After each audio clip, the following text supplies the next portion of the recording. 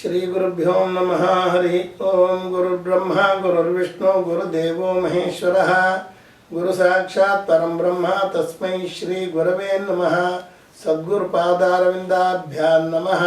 ಆತ್ಮೀಯ, ದೀಪಾವಳಿಯ ವರ್ಷ ಭವಿಷ್ಯವನ್ನು ಹೊರತಂದಿದ್ದೇನೆ. ಇದು ಕ್ರೋಧಿ ನಾಮ ಸಂವತ್ಸರದ ದೀಪಾವಳಿಯಿಂದ ವಿಶ್ವಾವಸು ನಾಮ ಸಂವತ್ಸರದ ದೀಪಾವಳಿಯವರೆಗೆ ಇರುತ್ತದೆ. ಮೊದಲಿಗೆ ಕೃಷಿ ವಿಚಾರ. ಹೈನು ಬೆಳೆಯು ಉತ್ತಮವಾಗಿರುತ್ತದೆ.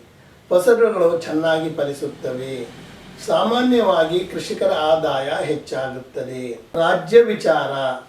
ರಾಜ್ಯದಲ್ಲಿ ರಾಜಕೀಯ ಅಸ್ಥಿರತೆ ಕಾಡುತ್ತದೆ. ಕೆಲವೊಂದು ರಾಜಕೀಯ ಮೇಲಾಟಗಳು ನಡೆಯುವ ಸಾಧ್ಯತೆಗಳಿವೆ. ಅಭಿವೃದ್ಧಿಯ ಕಡೆಗೆ ಹೆಚ್ಚು ಗಮನವಿರುವುದಿಲ್ಲ. ಕೆಲವೊಂದು ಸಾಂಕ್ರಾಮಿಕ ರೋಗಗಳು ಬಾಧಿಸಬಹುದು. ಸ್ವಲ್ಪ ಮಟ್ಟಿನ ಪ್ರಕೃತಿಯ ಮುನಿಸುಗಳು ಕಾಣುತ್ತಿವೆ.